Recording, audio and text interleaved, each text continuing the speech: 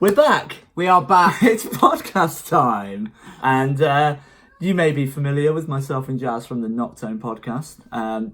This is the Smashed It podcast. Yeah. Which new name, new start. Yeah. But, new us. New year, new me. New year, new me. And yeah, so it's kind of like, well, it's pretty much the same as Noctone, isn't it, really? Yeah, it's just keeping the same sort of vibe, just us chatting shit about music for now. It's going to be bigger and better. But we've got guests coming in now every week. Hell yeah, we've got some fucking cool guests coming on. Got about 10 or 11 weeks booked up already. If you want to be on the podcast, drop me a message and we'll sort it out. I already know some of you have dropped me messages, but I've been really busy. There's still loads of dates left to book up, so don't worry, I'm gonna fucking message you back because we want as many people on here as possible. Yeah. I'm not gonna tell you who's on because it's just exciting. It is exciting. There's some really cool people coming on the podcast. Yeah, we're gonna hopefully be hitting up some gigs as well and talk to some other bands. Yeah. We just got to figure out the logistics of that. Yeah, how you record an interview in a very loud room, in a gig room. We'll figure it out. Yeah, it'll be alright. Yeah. It'll be fine. And like everything else, we'll wing it. We always wing it. The major thing about this one is we are now on YouTube. Yeah. It's very sort of last minute, and we kind of went, oh shit, we should probably put this on YouTube. That'd be good. Yeah. So we set up the phone and we're recording this video. Yes. You get to see our lovely faces Ooh, and me talking with my hands constantly. Oh yeah, you can see Jazz's hands movements that I like to watch. Also, we're going to be asking for you guys to ask us questions, and it can be music related in any way whatsoever. So it can be about the industry, it can be about favourite bands, it can be opinions on what's going on this week, whatever you want. So keep an eye on mine and Jazz's socials because we'll be posting up saying, ask us some fucking questions and we want you to answer them. Yeah, some of you already came at us with some questions, which is cool, which we will talk about at some point during this podcast. Indeed. So I'm looking forward to getting this back on the road, man. When was the last one? May? It was about May. We figured out. It's been like 3 months, man. Oh. How have people coped without us? I don't know. Without us chatting. And your Friday morning excursions, wherever you're going, trains, buses. You're just having us chatting shit, probably drunk. Well, we spent a long time being drunk. Yeah, we're not now. We're not. We've got. What are we drinking today? We are drinking the Diet Coke Exotic Mango because it's absolutely fucking banging. It is. Like, I enjoy it. Smashed it. Diet Coke. It's fucking well good. Smashed it, mate. Fucking well good. Yeah. So let's get on with what's been happening. And Shikari released a new fucking song, which we've heard before. Anyone that's gone to see Shikari live in the past year has probably heard it, but it's so nice to have a studio version. It's called Stop the Clocks. And it is such a fucking tune. Yeah. It's so good. I've had it on repeat. It's definitely more down their route of like the more commercial stuff off the Spark. A little bit more poppy, dancey. Yeah. But still with like some nice scream vocals in there. Some nice catchy melodies. I think it's a really nice mix of like some old Shikari stuff and some new Shikari stuff, and like it's almost a middle point, like not quite a middle point, but there's definitely way more of like the Spark influence in there. Oh, definitely. But yeah, it's an absolute tune. Yeah, like go and check that out because we're big fans. It's just, I really like, because we called it a guitar solo, but it's not really. It's not. It's just the riff, but the way they've done it and the effects they've got on the guitars, it almost sounds a bit synthy. But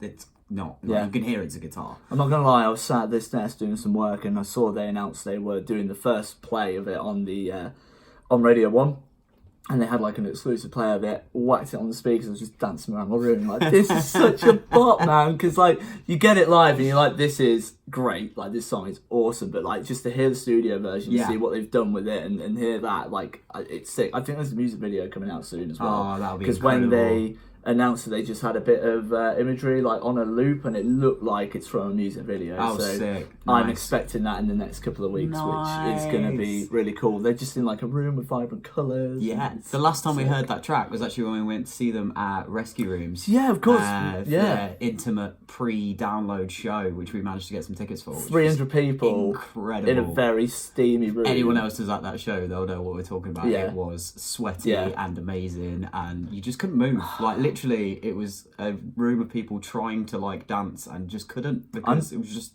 No. It was really packed, and everyone was lovely. We made loads of new friends. Yeah. I'm just amazed I got tickets. I rang you, didn't I? Like, Jazz, we are getting this off work. We are going to see Shikari. And I lost my mind a Yeah. little bit. I was like, what? Yeah. 300 cap. You're And joking, Shikari. right? Fucking going, mate. Do you remember that guy we met at the show? Yeah. Like, we're looking for a guy. Like, he met us at the show, and we actually told him about the podcast, didn't we? We did. Yeah, We did. And it was talk his about the podcast. first time seeing Shikari. And like, what a fucking amazing way know. to see Shikari for Mate, the I first can't time. remember his name, though. I can't remember his name Oh, at all. that's so We were annoying. smashed that night. Yeah, we were. But they had Haggard Cat on as support as well. Oh. They literally announced that on the Haggard day, Cat. and I just forgot how much I love them. Like, it's such a good live band, solid man. band. Yeah. So Yeah, good. And how much fucking noise they make for a fucking two-piece. I know. People say it about my old band with Timus, but like they're on another level with it. If you're not familiar with Haggard Cat, we spoke about them before on the old podcast, but they're a two-piece. They used to be in a band called Baby Godzilla / Heck, depending when you were into them and when you know them. And they kind of, out of the ashes of that, came Haggard Cat, and it's a lot more kind of alt rock. There's some like blues a lot of influences blues in there. influence in there, and like, yeah. Just catchy fucking hooks, man. Yeah, the hooks are big. Yeah. And I'm already mentioning it, but we saw the trees as well, didn't we? He's done it already. He's mentioned trees. Have a bit of your one. Oh yeah, I was good. Sorry, The I'm not exotic sharing. mango Diet Coke. Yes, we saw the trees. And it was They were incredible. They drew quite a crowd as well. That was really cool. yeah, they had everyone sing along. They played a new track as well, didn't they? Oh yeah, Which was ace. They've definitely got something coming. They seem to have been teasing something for a while. And they did actually put on their Instagram, I think I saw it a couple of weeks ago, they said, something new is coming, we're waiting for this festival period to be done, and then we will be announcing something big. And I was like, the excitement in the air. wait. I cannot wait. Speaking of trees, we saw Conjurer as well, didn't we? We saw so many bands, man. We did. It was literally non-stop. Yeah. I don't think I've been to a festival before where I've run between stages that much. I have. Like- Trees last year. Oh yeah, Trees last year. Oh yeah. Yeah, but yes, we saw Conjurer, who have brought out, well, are bringing out tomorrow, an EP with their friends in Pine. We did speak about this before. They came over to the shed, them and Pine, and they ended up playing a track together, and everyone was kind of like, what the fuck is this? And it transpires, it's a new EP they've got coming out together called Curses Metal Hands. Yeah. Which... And it's incredible. They They've brought- released, what, 2 tracks? Just the so one. far? Well, I think they've put an exclusive track out for the people that are going to Art Tangent, so they've Okay, heard cool. a second track. But, Nice. Yes, they've got one track out. It's all on streaming services and everything. But by the time this podcast goes out, I don't know when that will be, by the way, because we're using a new platform. So Yeah. we're going to basically upload it as soon as we finish But recording hopefully this. that means we should be on Spotify, Apple Music, literally any podcast Yeah, service that you all sorts. listen to. Hopefully, we'll see. We'll see. We're trying it out. So this might actually go out this afternoon. I don't know. Who knows? We'll Who find knows? out. We will If find it's Friday out. morning, hey, Yeah. If it's, enjoy your Friday. yeah. If it's Thursday afternoon. If it's how- Thursday afternoon, hey. Yeah, we've just recorded this like an hour ago, probably. So, yeah. But, yeah, we'll probably speak more about Curses Metal Hands once we've heard the EP, and I'm sure we'll give you a nice little rundown on it. Yeah, definitely. Yeah. Yeah, we'll probably next week on the podcast. Yeah. Once they've released it, we'll have a proper listen. And, With our first guest. with our first guest. And we should make them listen to it as well. And then we Yeah. can talk about it with them. Yeah, I let's was talk like, to go them listen about to that. this. It's really good. Yeah, I'll drop them the line. Yeah. Again, not giving any hints. Not as to giving who any it is. hints. Slipknot brought a new album out. Yeah, they did. Yeah. I love it. I'm right. I'm really not into Slipknot at all. I know. But I Like- wanted to talk about it Yeah. because Apart from obviously they're big tracks, but even then I'm bored of. Like I spend a lot of my time in like alternative clubs, and if I have to listen to "I Push My Fingers into My" one more time, that was like a weird country impression. yeah, I know. It's I can't listen to it anymore. No, fair enough. But yeah, they've brought this new album out, and I'm really fucking excited and ecstatic about it because I loved the first 3 albums. And then they brought out the other 2. And Point 5 The Grey Chapter was okay. All Hope Is Gone was a bit wank. And I just kind of got to the point where I was like, I'm done with this band. Like, they've just, they're not as good as what they once were and all of that shit. And then they brought out a couple of new singles, and I was like, oh, this sounds pretty refreshing. This is nice. I'm enjoying it. And then they bought the album out last week, and it was actually while I was away. So there's me just chilling on the beach, like, oh, Slipknot's new album's out. I'm going to check it out. And I was just there like, what the fuck? This is amazing. So wait, did you have headphones or you just sat on the beach? No. Like, blaring just Slipknot? being that guy, like on the back of the bus. Next to you trying to have a nice relaxing holiday. And it's like... No, I had headphones. Oh, nice. Yeah, don't worry. Good. I didn't disrupt anyone's holiday. Okay, it's cool. fine. But I did... I was singing about people's days as they were walking past me and my girlfriend Hannah, and the old woman in front of us started getting a bit annoyed. I made a banging song about this guy, right? He was like parachuting in the air, and he was just like chilling, waves are going, and I just started going, I'm flying high above the waves. And this old woman was just like, what the fuck is this guy doing? That's amazing. I don't think I've told you that yet. No, you didn't. It was great. I had a great time. There's a guy walking down the beach. I was like, he's got a strut walking in the sand. this woman's just like, what the fuck are you doing? Anyway, Slipknot's album. Oh yeah, we were talking about the thing. Yeah. My top fucking track from that album is Nero Forte, which is like heavy classic Slipknot, but then just some weird stuff in the middle. Epic like choruses. Like Corey Taylor uses a lot more of his melodic vocals on this album, and it's so cool. I mean, like, I'm gonna have to listen to it just to see if maybe this is the album that gets me into Slipknot. It could be, man. They're doing some different stuff with it. I mean, I'm gonna try you out with it after this. I'm gonna show you a couple of songs. I'll show you Nero Forte because it's great. It's a banger. Nice. So go and listen to the new Slipknot album. If you're really into Slipknot, especially their early stuff, you're gonna fucking love it. If you're not so much, still listen because it has got a different take on it. And I'm going to go and see them live because their live shows are fucking amazing. And I with this have new heard stuff, that. Like, people have been like, even if you're not into them, go and see them because their live shows are fucking incredible. But with this new stuff out as well, I'm like, I can't wait to hear these songs because I only really started seeing them live once All Hope Is Gone was out. And for me, it was great because they played like all the old shit and I was just like, yeah, I love this. But some of the songs from now I was a bit disappointed with, but I know they're going to play a lot of this new album stuff. Nice. And they're playing in Nottingham, but they've not released dates yet for their tour. They've just announced where they're playing in the UK. That's really weird. Yes, but we don't know when it is, although Princey found an event page for the Nottingham one that did say a date. I can't remember when it was. Oh, okay. Princey the sleuth. Yeah. He's always finding stuff. I know, he's a pretty clever guy, isn't he?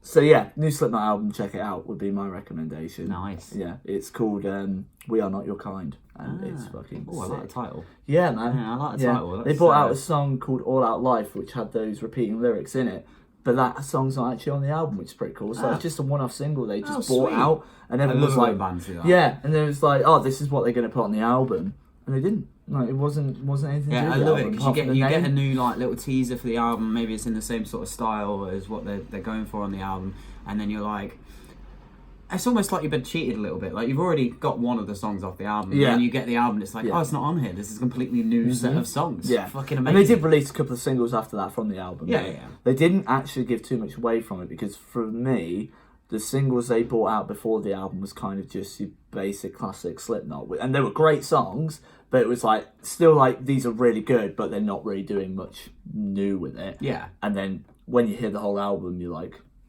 fuck. Cool. There's like loads of little like short interludes between the songs where they're just nice. experimenting with electronic sounds and stuff. So Oh, cool. it's cool. Yeah. Nice. Yeah, man. I'm gonna show you some stuff. You're gonna enjoy it. Okay.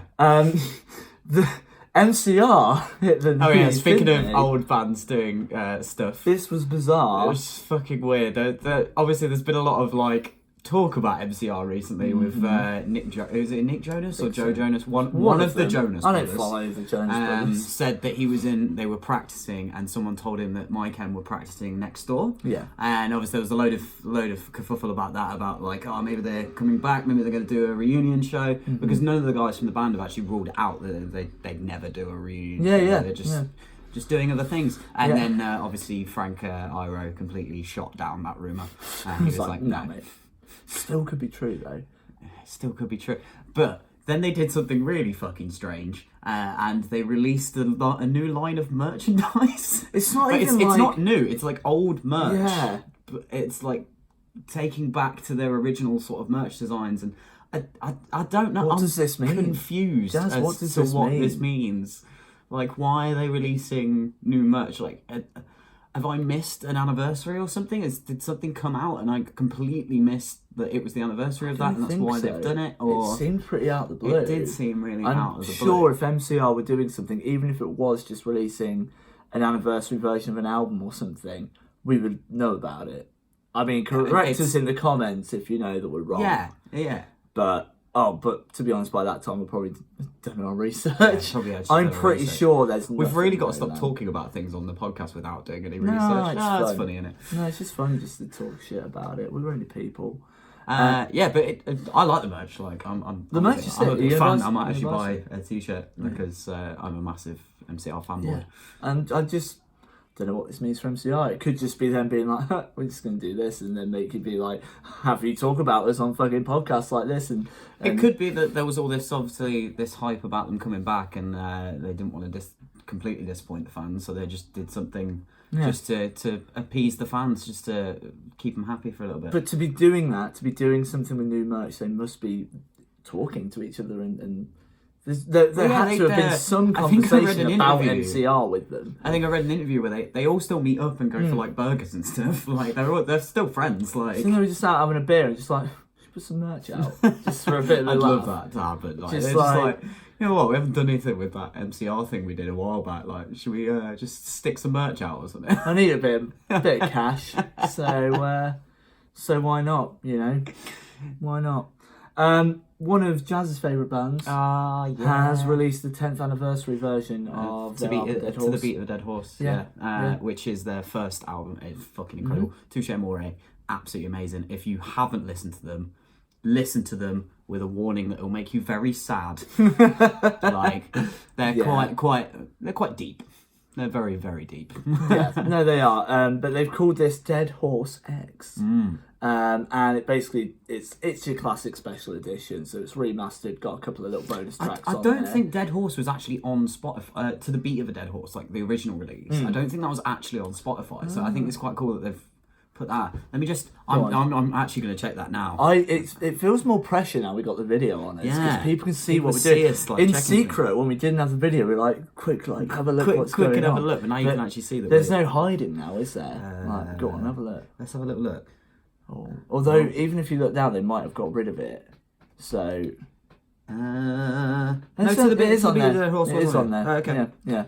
So, that's there, and I'm sure the new masters and stuff sound sick. Yeah. What's your opinion on bands doing this? Because so many bands do it for anniversary editions, remaster their songs. What do you think it's good? Do you think it's a bit shit? Do you think it's pointless? Is it just a money gimmick, or...? I don't know. I can see the sort of thing from it from the band's point of view. Obviously, they've progressed, and maybe especially when it's stuff like first albums like that, they've got a bit more money now. They can afford a bit better recordings and stuff like that. Yeah. And obviously, when they originally put that music out, a lot of it was done with necessity in mind. Yeah. So you're kind of working with what you've got, so it doesn't quite sound how you wanted it to sound. Yeah, especially with like first couple of albums. Yeah, you are going to be a bit more rushed on them. You don't quite have the rapport to be like, we can take our time with this. It's very much like, we need to put some out because we're a new band. People are going to fucking forget about us if we don't do it now. Yeah. So it might just give them a chance to be like, if we were to do this nowadays, we would have made it sound a bit more like this. This is how it would have said. This is how we wanted it to sound originally. But obviously, time, money constraints, or whatever, sort of held it back a little bit. Yeah. But I don't think it held it back because it still sounds amazing, and I still love the sounds of, like, I'm really into like some old school drums, which is notorious for having really bad recordings. Yes. Bands like Jerome's Dream, you listen to some of their like early stuff, and it's like, sounds like it was recording on a potato, but I think it adds to it. Like, it definitely adds to it. No, it does. I know exactly what you mean. I can also see the financial benefits from it as well. You know, let's put this out again, and people are going to buy it, and we'll get a bit more money. And I think what I really like about anniversaries for albums is when people tour the album. Yeah, and they play all those tracks that you love, and like It's like didn't Bring Me to it on their most recent tour. Yeah, they played a lot of stuff off like they started playing some of the old stuff. Yeah, again, some of their really cool. old stuff. Yeah. Recently, Bombay Bicycle Club are doing it with their first album. Oh, nice. They're about to head off on tour with that. I know Block Party did it with Silent Alarm as well, and they're just two classic fucking albums, man. I mean, that's fucking great, especially for like. I think it's nice to like they're sort of. Although bands always want new fans, it's nice for them to like give back to the people that have been listening to them for a long time. They've got those people, they've got those fans there, and whatever they put out, they like the fans are going to absolutely adore. But it's just nice to be like, we still really appreciate you being here for us from the start.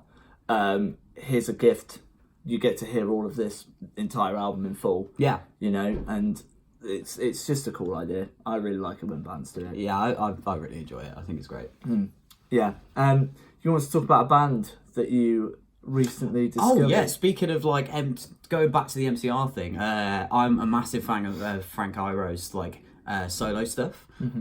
So his new stuff with the Future Violence, who we saw at Trees, and they were fucking amazing. Go and listen to his new album. The band name changes on pretty much every album. So you've got like Frank Iroh and the Patience, Frank Iroh and the Celebration. Frank remember them all. And the Future Violence, which is the new one. And there's another one that I can't remember. I think there's another one. There might not be another one. I thought you said there was three. I think there's three different band names. The new one, Frank Iroh and the Future Violence, epic, really cool. If you're into like, if you are a My Chemical Romance fan, this is the Frank Iroh sort of album for you. Like it's straight up. Could be some of the songs on there could definitely be My Chemical Romance tracks. Like just instead of Frank singing, get Jared on there, and it is a My Chem track. Like it's wicked. I really enjoyed them at Trees. I haven't really heard much of them. Like I listened to the album you said to listen to, was well into it, but they were great. And great live show. He's a member of one of the biggest rock bands of our generation. Like.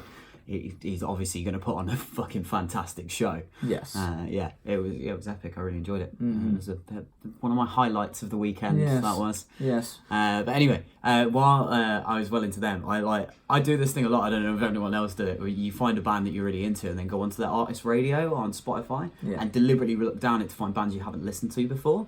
And I found a band on there called I Don't Know How, But They Found Me.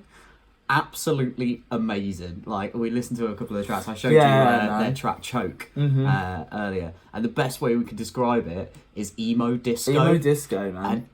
It's just I can't really describe it. Like you have to go and listen to it. Like it's just really dancey, and then you listen to the lyrics, and it's really emo. They've got quite like. When you said like you discovered them, you just found them. I thought they were going to be quite a small band, but they're quite big. They're from Salt Lake City. And I was reading their little bio thing, and apparently them as a band denied the existence of the band for about a year. What does that even mean? I don't know. I think it plays into the whole band name thing, where they're like, I don't know how, but they found me. I think that on their album covers and stuff, they go by IDK. Which is pretty cool. Their album artwork is absolutely amazing. If anybody knows what I do for a job, that probably make more relevance. I'm a designer, and like bits of design work that really catch my eye. I'm like, oh my god, I get a bit of a design hard on. I love that phrase. Some good album artwork. You get a design hard on. Good bit of album artwork. But yeah, awesome. Go and listen to them. They're really cool. But they denied the existence of the band for a year, and then released Choke, and then signed to Fearless Records. I was like, that's epic. That's really cool. This is what I love about streaming services nowadays. You get so many people moaning about it, and yes, it does kind of fuck the industry over a little bit in terms of, especially bands making money. That is obviously the big point of conversation. But people are discovering a lot more bands because of it, because you don't have to go to a show to find a band anymore. And we still do that. You know, I still go to shows, and there'll be supports on like the fuck are these, and they're great, and we do that with festivals as well. But I just think it's cool that you can scout on these apps and these really services find some to do stuff that you wouldn't have heard of otherwise. Like they're from Salt Lake City. Like we would never have known about them. Never known about them. Like they're quite big, but I imagine a lot of those. Eventually. I imagine a lot of those listeners at the minute are in America. Anyway. And doubt they come over here very often. Maybe we should try. Maybe we should try and get them over here. Right, everybody go and listen to them, and then if you're like, holy shit, get this band over here, we will try our fucking hardest to get that band over here. Absolutely, yeah, we will. And hopefully we can do it. That would be cool. Because they are have a little smashed it really, really cool. Oh yeah. Smashed it showcase. But yeah, so just go and check them out. Let us know what you think. There's comments. We're on YouTube, so you can comment on YouTube as well. You can comment on the YouTube. If we can, we might be putting this on Facebook as well. Hopefully. Yeah, if we can do the whole thing on Facebook, that'd be really cool. But I don't know how long you can upload videos on Facebook for. Maybe you can. So thus unprepared, like we said at the start. We're just gonna try it out, man. We're just gonna fucking try it, like see what happens. We were like, we need to bring the podcast back. And then we were kind of like thinking how we're gonna do it, and then we were just like, fuck it, let's just do it. Let's give it a go and hope for the best. So I started booking guests and everything. Yeah. And just being like, well, we're just gonna see how it goes. So this is very much like we say, like an experimental pilot thing. Just hopefully you'll see us on YouTube and Facebook. So if you are, drop us a comment and let us know what you think of this band. Going in now, we've asked people for a few questions. While we answer these, you can have a look if we've got any more. But we've had a couple already. So our mate Ollie Major has messaged in, and he's asked what we think about Tool releasing all of their back catalogue on streaming services now. I know you've got quite a strong opinion about this band, haven't you? I don't like Tool. I don't get it. I've just never been into it at all. So I'm gonna bow out of this one because I'm like, it's just it seems really backwards to me. Like, I get it, like, it's really cool for the fans, but why wasn't there music on there anyway? Like, it's just, and it's gained a load of hype, and, like, I can understand, like, the financial bit of it, but it just seems like old man shouting at clouds, you know, like... It's just like, get with the program. Like, everyone else is on streaming services. Like, why have you only just done it? It's fucking 2019. Like, come on. I get it. Spotify's been out for what, 10 years now? Like, come on. So, coming from another perspective here, I could never really get into Tool because there wasn't really that decent way a medium of listening to them. And like you say, like, why the fuck weren't they on there before? They definitely should have been on there before. But doing it this way has worked because they've now got like the way it's over worked. half of the iTunes chart right now is filled with Tool songs, which is mad. And I tell you what, I've started getting into them. That's what I'm saying. From them being on Spotify and Apple Music and all that, I was like, you know what? Now I've got an opportunity to. I'm going to check them out. And now I'm like, why the fuck did I not before? I'm a big fan. I'm not going to lie. It's all I've been listening to for the past couple of weeks is fucking Tool, man. And they... I've not even been listening to rock music. I've been on a massive Skepsis hype recently. Yeah. Just bassline all the time. Yeah. Bassline all the time. Yeah, fucking great. Love it. I put it on, we had a hardcore show at the Shed on Monday night. Massive shout out to Jared for putting that on because it's fucking sick. He got Sworn Enemy in. They're from the States, aren't they? Yeah, from the States. Old hardcore band. Yeah. It was fucking great. But in between the bands, I had Skepsis on, and like just fucking awesome seeing all these hardcore kids like after like punching each other in the face, like having a drink and just bopping their head along to fucking Skepsis. Man. To be fair, I can imagine that was sick. But going back to Tool, like I was really not overly bothered about another album coming out. Everyone's like, oh my god, it's been like 13 years, and I didn't get the hype. After listening to them now, I'm like, fucking shit, man. Like. And they put out Fear Inoculum, which is their first single off the album of the same name, and it's the first track on there. It's a really weird song to put out, to be honest, because I'm a big fan of it. However, it is an intro to an album, and it's Tool, so it's a fucking 9-10 minute long intro to an album. And it is very much a big build-up song, and you can tell it's build... You can tell it's... I don't get... I think it's the punk kid in me. Like, I like songs that are like 5 minutes is a long song for me. Like, it's really long. If it's shorter than 2 minutes, fucking perfect. Like, love it.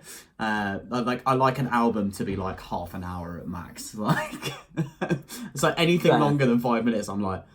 It feels like a marathon. I feel like I'm being tested. Maybe I won't give you the whole Slipknot album then in full because that's like an hour and 10. I love a long album. I fucking love a long album because I like a long album, but like I want it to have like 25 tracks on it. Like I want different. I've just got a short attention span. I think. Is that what it is? The fact you can keep me sat here for an hour talking is like incredible. I don't know. You talk quite a bit. I mean, yeah, I talk about a lot of different stuff. I jump about. I think I've got ADHD. Maybe. Is that what it is? Yeah, maybe. No, fair enough. But I'm looking forward to listening to your album. I actually am now. They've actually hyped me up to look forward Maybe to I'll your give album. them another shot. Maybe I'll give them. No, I know for a fact you're going to listen to it. won't. You're going to listen to it and be like, this is wank.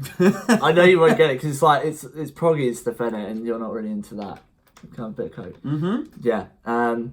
Chris Fogg has asked us an interesting question. Oh yeah, shout out to Chris. Yeah, read this out while I have my coke. Cool. So he asked us what bands we think are going to break out. Like, I'm hoping he means within the next year or so, or like just in the near future, what band's going to break out. Yeah. Which ties us in well nicely, because we were going to talk about it anyway. But fucking Delaire the Liar, man. Yeah. They're Holy shit. Like, they seem what to... a band. They've been doing stuff for ages. Well, I say ages, a couple of years. They've got an EP out from a few years ago. We actually checked them out because they were supporting Chapter and Verse when we went to go and see them in Nottingham. If you listen to the to the podcast before, you'll know how much we love Chapter and Verse. Yeah, we won't bore you with the details again, but we love them a lot. We love them a lot. So we checked out Delaire the Liar and we saw them there, and they were fucking awesome. Like, when you're on about two pieces like Word of Haggard Cat, like the noise. What is it with the two pieces at the minute? Like, the band's coming out. Like, all of the bands we're hyping on recently are like two pieces. Yeah, it's mad. And B, they are fucking lovely guys. Yeah, the best. Finn and Joey are absolutely amazing people. Yeah. Every time we see them, they're just so nice. They are. We love them a lot. But yes, so they brought out a single. When was it? About a month ago, if not more. It was before Trees, wasn't it? It was. Yes, it before was. Trees. It was on the week leading up to Trees. Yeah. So yeah, probably about just over a month ago now. Yeah. And it's called Our House is a Church. And like you said to me before we started filming this, it's the single of the year for me so far. Yeah. So far, absolute single of the year. And I think the EP was great. Some of the production qualities are a little bit questionable on it. But it's still fucking amazing. This single I really feel is all, I was going to say is going to push them, but it's already pushing them, man. Like, next week they're playing the Heavy Metal Music Awards out of fucking nowhere. Yeah. They were just supporting Chapter and all of a sudden just gone, whoop! Yeah. Just shot up that's how fucking good this song is. Like, it's literally amazing. Yeah. Like, I walk around the shed just like singing the fucking chorus to myself. Like. Yeah. And when I saw them at Trees, I was like thinking, I'm gonna be here. A few people that I've checked out before are gonna be here. I honestly didn't expect it to be that busy for them, especially with some other bands. I can't remember who now, but I remember looking at the programme being like, there's a couple of other bands clashing with them. Think they might struggle here. I got there and I was like, literally, there was me on the front barrier with a couple of other guys and that was it. As soon as they started playing, that tent just fucking filled. And I was just like, so overwhelmingly happy to see these guys playing in front of a fucking crowd, man, and a big crowd. Hey, I've seen some of the photos. I unfortunately missed that set. Yeah, who were they clashing with? They clashed with Single Mothers. That was it, and that's why I was also like, they're going to struggle here. Single Mothers crowd was really small, like surprisingly small. Really? Tent was barely half empty, half full, half empty. I don't know. Depends on your outlook on life, mate. Depends on your outlook on life. If it's half empty, it's half full. Who knows? But but I missed that set because I've been waiting to see Single Mothers for about 8 years. Yeah. It's just a small Canadian punk band. Go and listen to them. They are amazing. They are really fucking good.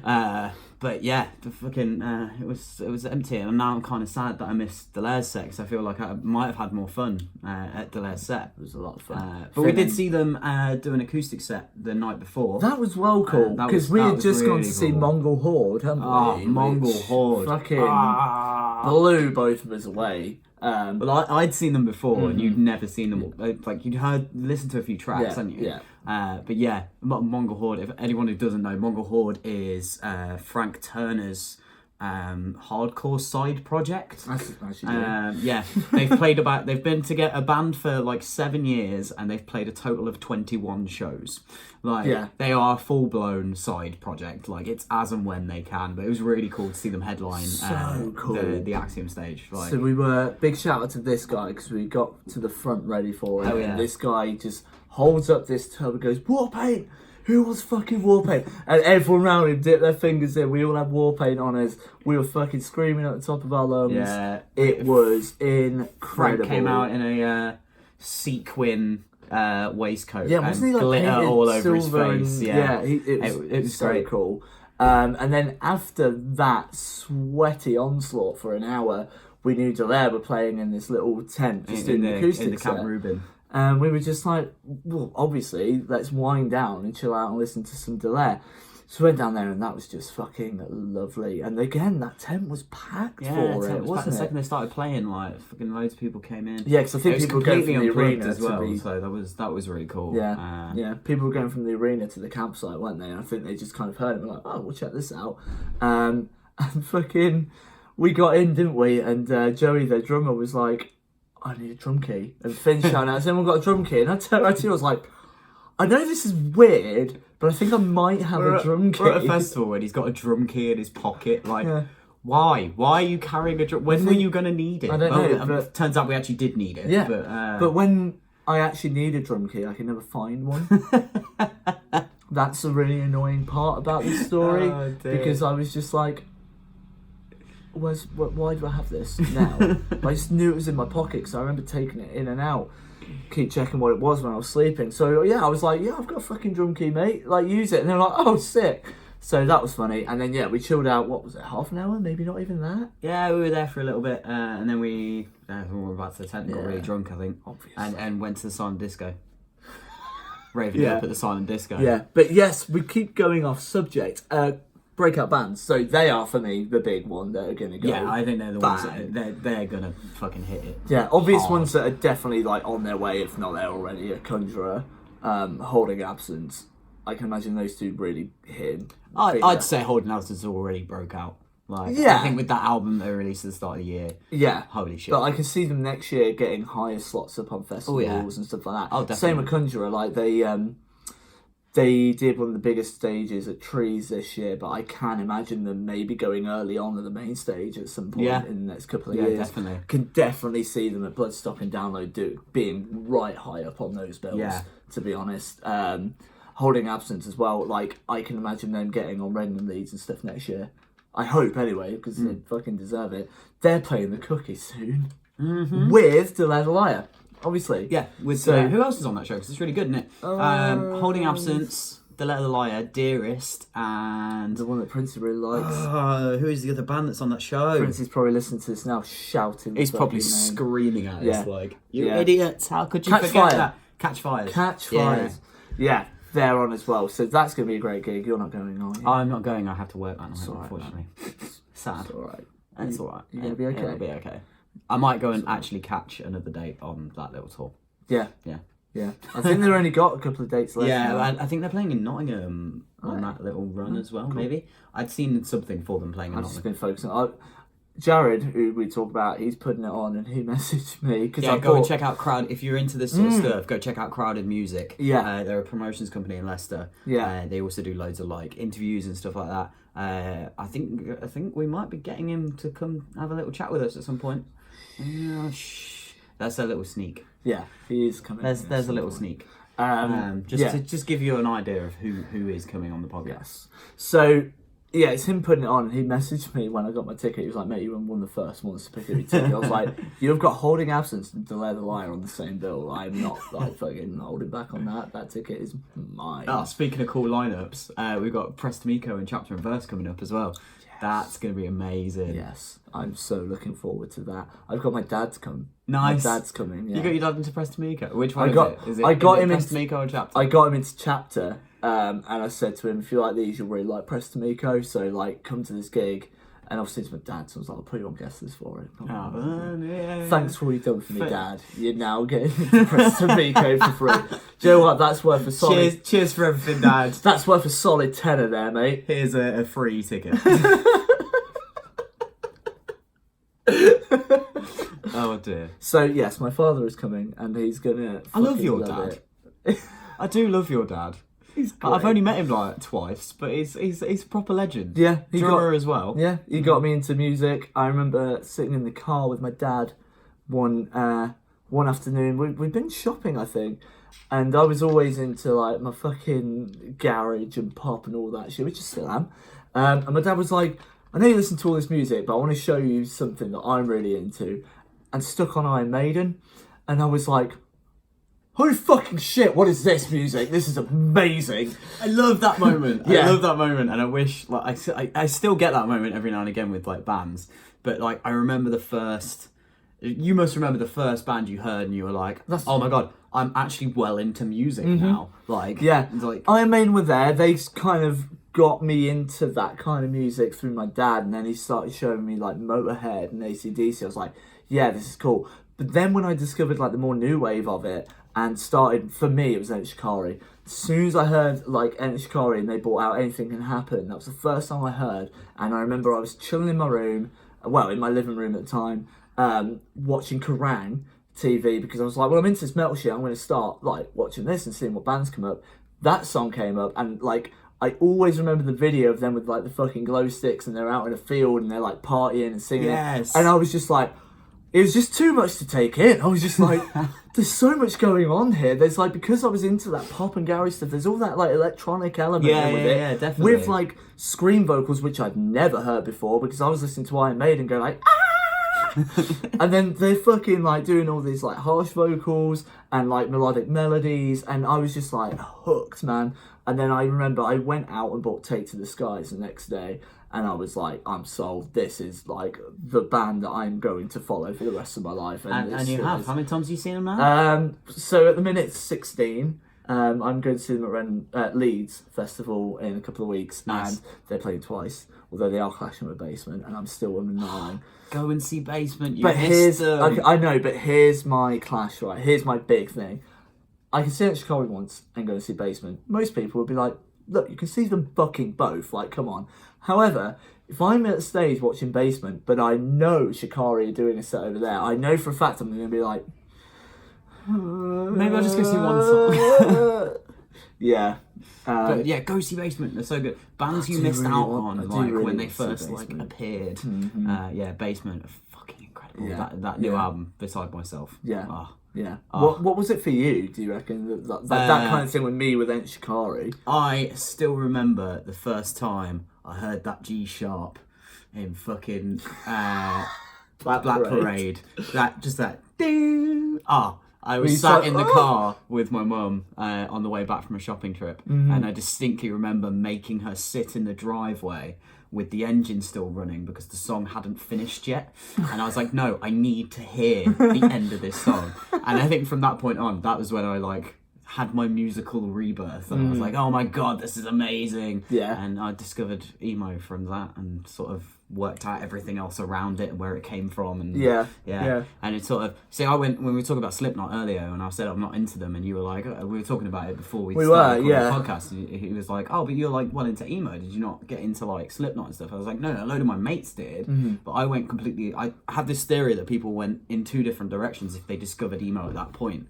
We are the pure example of both directions, really. So you either went into emo and you were like, oh my God, I need to find more stuff like this, and you sort of got swayed towards the more metal side of it, which was like Slipknot and Linkin Park and like all that stuff. Yeah. And but then I kind of went the other way and got into like the more melodic emo and punk, and like kind of went backwards a little bit and started listening to like a lot of Sex Pistols and just sort of going from there, and then a lot of like old school hardcore and like like 7 Seconds and Black Flag and Minor Threat and that's where my sort of musical journey went. Instead of going into the metal stuff, because I went the other way. more Shikari, then into like Slipknot, Rammstein, Lamb of God. See, I went into Shikari, like, and that sort of stuff. So Shikari, Heart in Hand, like Demoralizer, like all that sort of stuff, but never quite got the proper metal side of it. And I guess that's the good thing with Shikari, is there's something in there for everyone, and I think that's why you branch out from them. Such an amalgamation of different styles. If they're the first band you check out, there's so many different webs you can go from there Yeah. that you could like well be into, and that's just what I love about them, is you can just branch off, and like they just combine so much stuff in one band. Hell yeah. Like, and all their albums have a certain aesthetic to it, but they're different aesthetics per album, and that's just what I fucking love about it. Nice. Yeah, and like you can even get into like fucking trance and D&B and I think all they're a sorts really good from one. them. Like, if you listen to this podcast and you have no idea what style of music we're like talking about, I don't know why, I don't know how you found it if you're not into that sort of stuff. Yeah, it'd be a bit weird. If you did and you want to find out more about like alternative music and stuff, I think Shikari is actually a really good starting point. Such a good entry level, man. It's such so a good entry especially level. like some of the earlier stuff as well, and it would sort of give you an introduction to loads of different elements, because like when you talk about alternative, we do it all the time, we talk about alternative bands, and it's literally, that is such a wide spectrum of different styles, different people, different sized bands, like producers, like there's even some like EDM stuff that I'd be like, that's alternative, like it is an alternative track. Like, absolutely. And it's just, and then Shikari, just a good base level just to go in and be like, I want to explore this, and then you will kind of get the vibes from them what you want to go and venture further, I think, from like depending which songs you like by them and which kind of styles you're picking up from the songs, and being like, I want to hear a bit more of that, you know. And again, like we were saying about Spotify, you can just go on artist radios and go on related artists. yeah, if you ever get bored, just do that. Just go on artist radios. Maybe go down a bit of a rabbit hole, which is what I like to do. Where you start with like Frank Iroh, and you go into his radio and you find someone you've never heard of before. Listen to a few tracks of them. If you like them, go onto their radio and find someone you've never heard before. Yeah. And then It's a like fun little just pastime, go isn't it? down the I do it steps, and you loads. can discover like some really cool stuff that you never even have come across. Yeah, if you I didn't do can't that. tell if it's sad or if it's cool. I think it's cool. I think it's cool. I think it always gives us something interesting to talk about. the this, fucking video you've saw knocked that. it. No, I'm just saying they would have seen, like, normally I can get away with smacking my elbow, but it's all fucking, everyone can see what I'm doing. We can't get away with stuff now. I'm a dick. Like, normally we're sat here completely naked. Like, Yeah, just, you know, just touching each other's legs. us and- talking about the video is probably really boring for anyone that's listening to this on probably. Spotify. Well, go and check out the video. Yeah, go and check out the video, and then you'll know what these jokes are You'll about. witness me smashing my elbow on the fucking desk. Some great valuable content for all the family here. We might just cut that little bit out and just put that up as the advert for the podcast. Like, this is the advert for the podcast. This is what it's about. Another breakout band I'm kind of thinking about as we were talking, Lotus Eater. Man, both Lotus Eater and Loathe. So, yeah, Lotus Eater, Loathe, and then like, right, I'm going to start calling them the coloured the colour bands, because there's the three bands at the minute that are doing this really similar vibe on like their Instagram and their socials and stuff, and they've each got a colour. So like Loathe is like red, so all of their stuff is in red, like all their photos have like a red tint to them.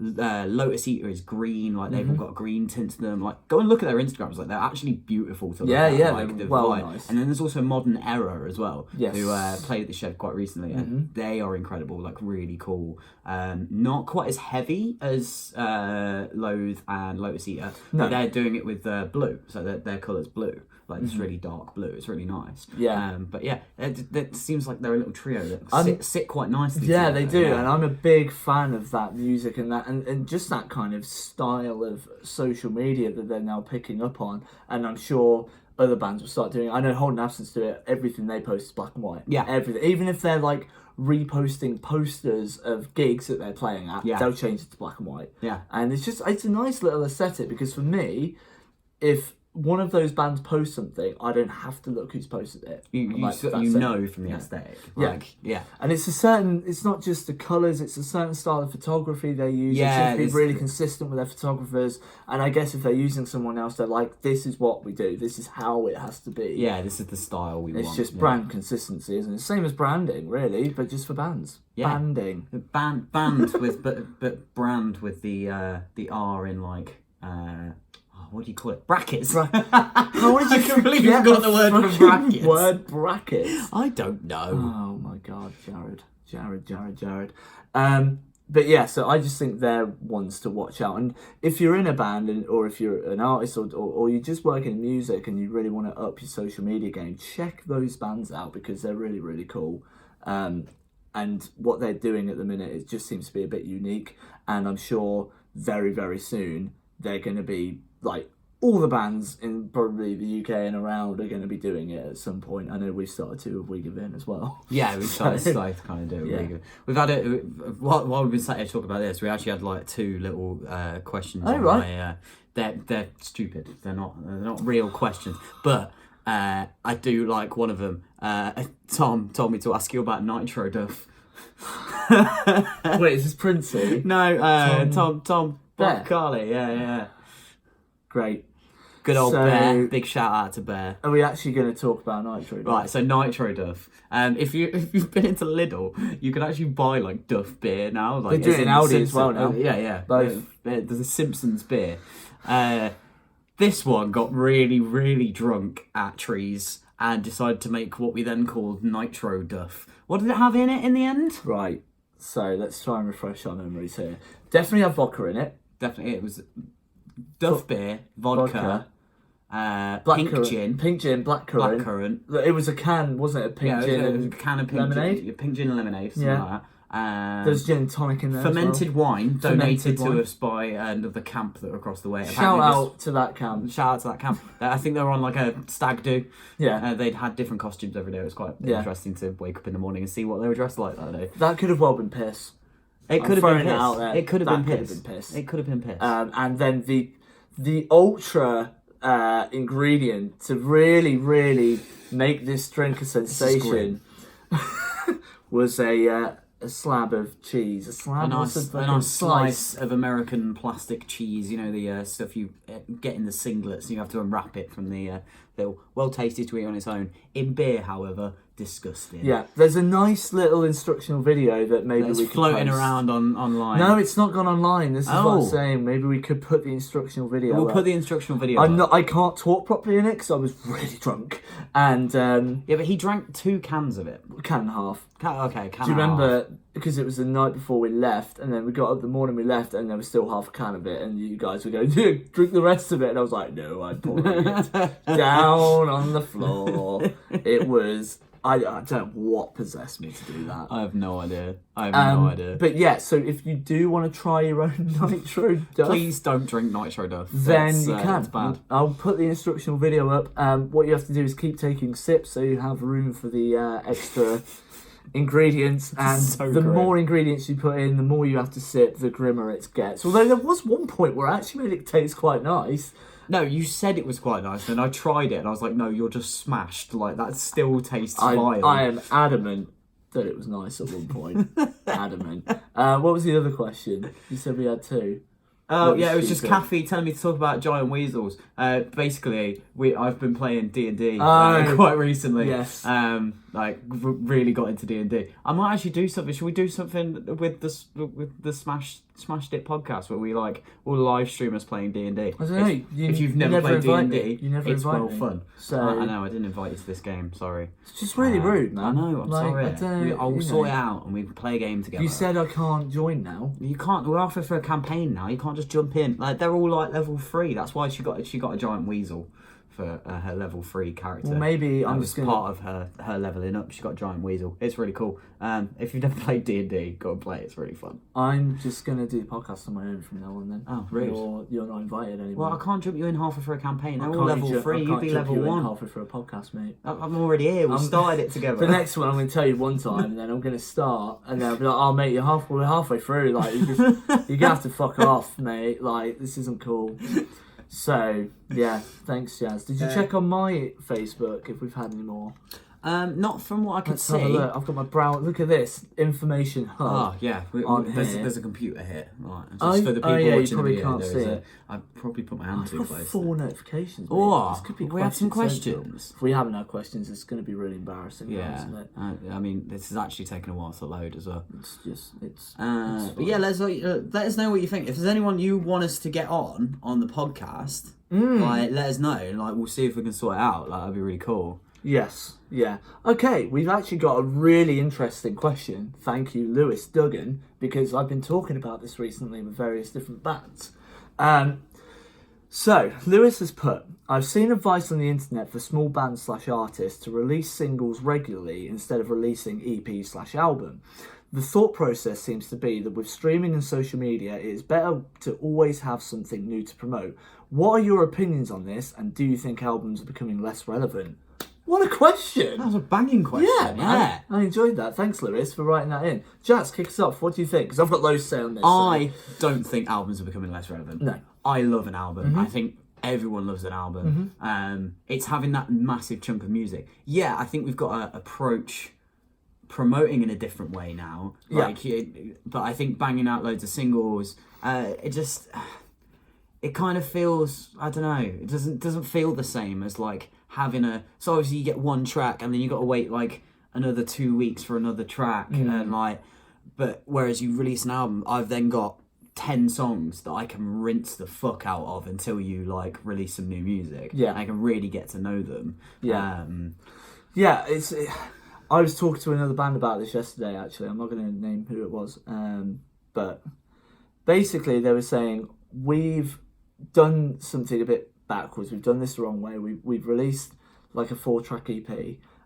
We've got a couple of singles ready to go.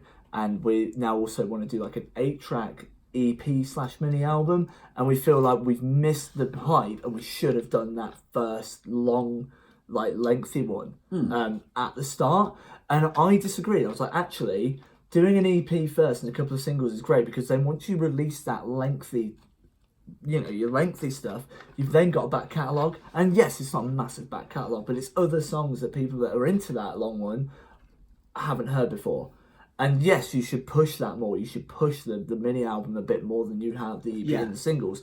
However, it's really good to have them first. And I think it's all like a patience waiting game. Like, a lot of people are like, we need to be on it, we need to be on this, we need to make sure we're doing stuff. It's like, yeah, you do. Obviously, we're in a competitive environment. But if you're too hasty and if you're too, like, jumping into it, you can put out a fucking banging single and then you might not have anything else and anything ready for a while. Especially if you're like, I'm going to do a single, then go straight into an album. It's like, people have heard that single, hyping on it, but now on this, like, longer album, they're waiting for ages and they've kind of forgot about you. You know, I think like the other thing that you put in there is like about always having something to promote. And I think as a band, you've got. I think a lot of people forget, like, you're not just.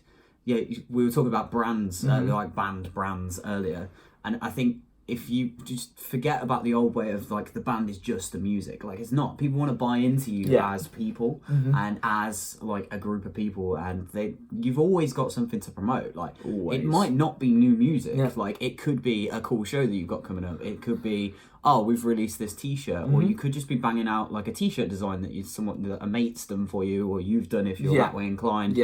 Like. And just bang it out, just be like, oh, this is some sick stuff that we drew up. Like, who would be interested in, like, grabbing one of these T-shirts if we put this out? Or this cool hat that we've done? Or, we're really bored, we're going to do a live stream of us playing D&D, for example. You've always got something you can promote. Because you're promoting yourselves, not...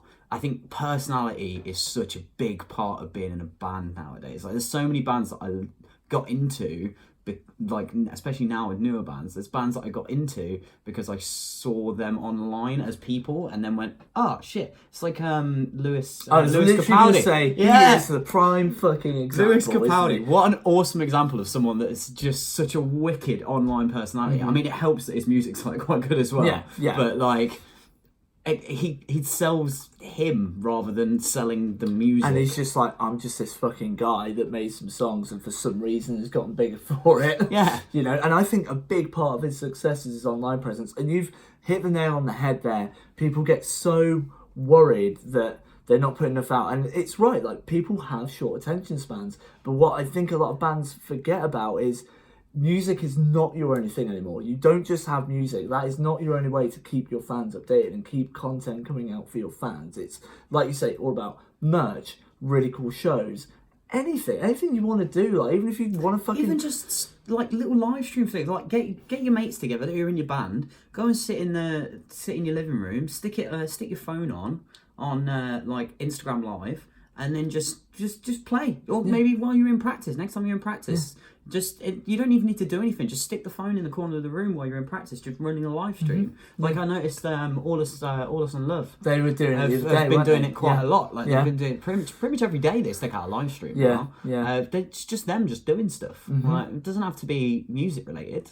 like I said before, you're promoting the band, and it's more than just the music, and like people want it to be more than just the music. They want to feel like they're part of a thing, part of a community, part of a definitely. So in essence, I'd say the answer in what you're saying about constantly having stuff released, absolutely, but it doesn't have to be music. I don't think albums are dying at all. I still think albums are amazing. Yeah, I mean, people like us. I think fucking love maybe albums. the EP is dead. Like putting out EPs is dead.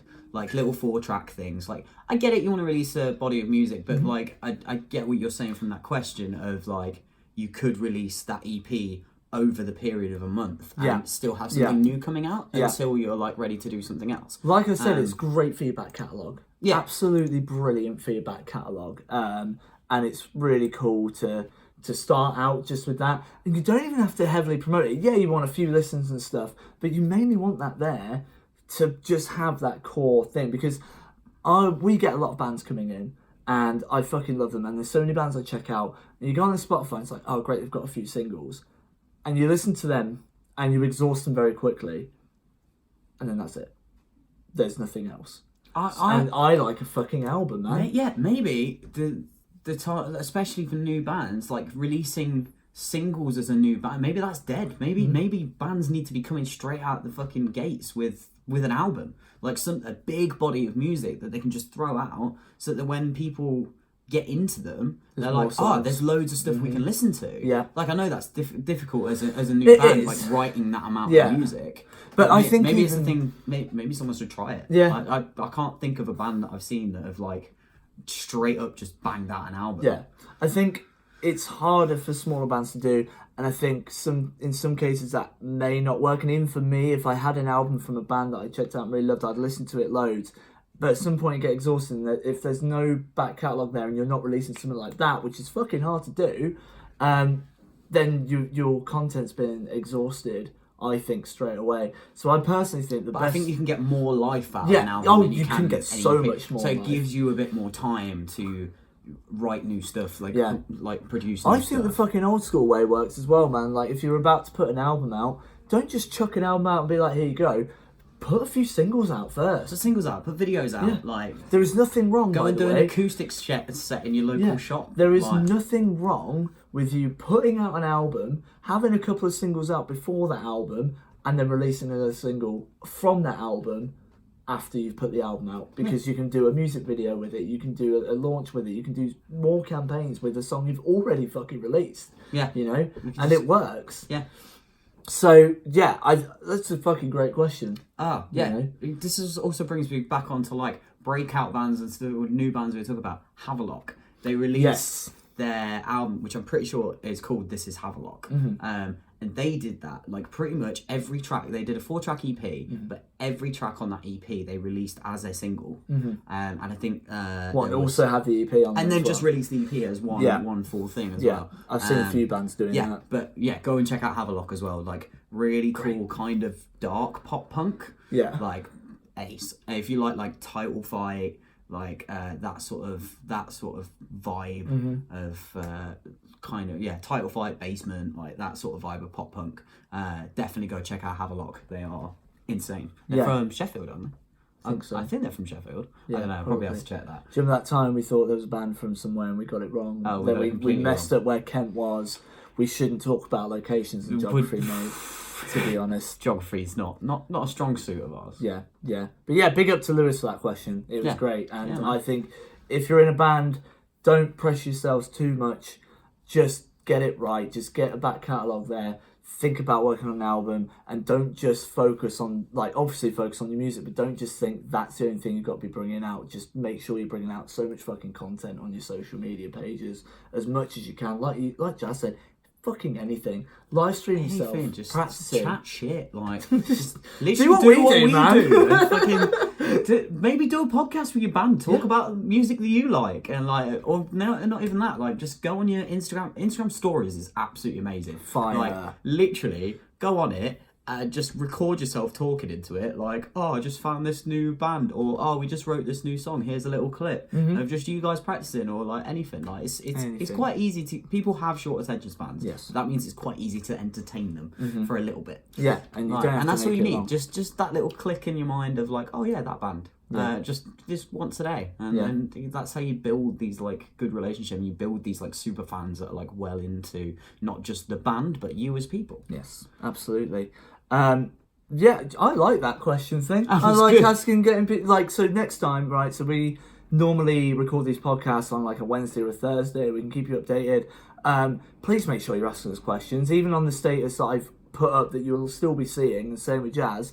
Ask us questions on that still, because we'll probably answer them next week. Keep an eye out on our socials, because we're going to be asking you for questions. We'd probably tell them what our socials are, would probably be a good idea. Yeah. If you want to follow us, Instagram's probably the best way. So if you follow us on Instagram, I believe we're both changing our Instagram handles to our name but smashed. Yes, so it's should like we do that now? Jazz but smashed. Let's do that after we finish, because we've not done that yet, because we've not really released any of this shit yet. So we're going to do that now. We'll change to Tom but smashed and Jazz but smashed. Let's change it on everything. You can find us that way. We had a different name. We kind of didn't look into it properly, and someone else has got that. And we kind of ruined that name a little bit. But yeah, smashed it. Yes. Yeah. So we're going to be back next week. Yeah. I'm not going to tell you who with, actually. Yeah, but we've got our first guest on next week. We've got our first guest on next week, It'll and be a it's cool going to one. be really interesting. All I'm going to say is the person is a promoter. They work in a venue that is not in Leicester, so we're going to be trying a call to someone it'll be from our first outside one Leicester. at doing where we're not all in the same room. Yeah, so if you do have any questions about especially the live music scene and about getting into the live music scene, etc., I'm a promoter, Jazz works at a venue, this guy works at a venue, like, so ask us questions relating to live music. This is a good chance to really see how to get yourselves into like the live scene a bit more. And obviously we'll be chatting shit about music. We'll be a chatting lot. shit about music. And we'll find out about their favourite bands, their favourite gigs, you know, all that shit. So yeah, if you've listened to the old podcast, you know that when we get people on, we tend to spend a lot of time just talking about what they like music, and basically trying to get them to just chat shit with us. Indeed. But yes, this has been the Smashed It podcast. It's new, it's fun. I hope you enjoyed listening to it, and we will see you next week. See you next week. Bye.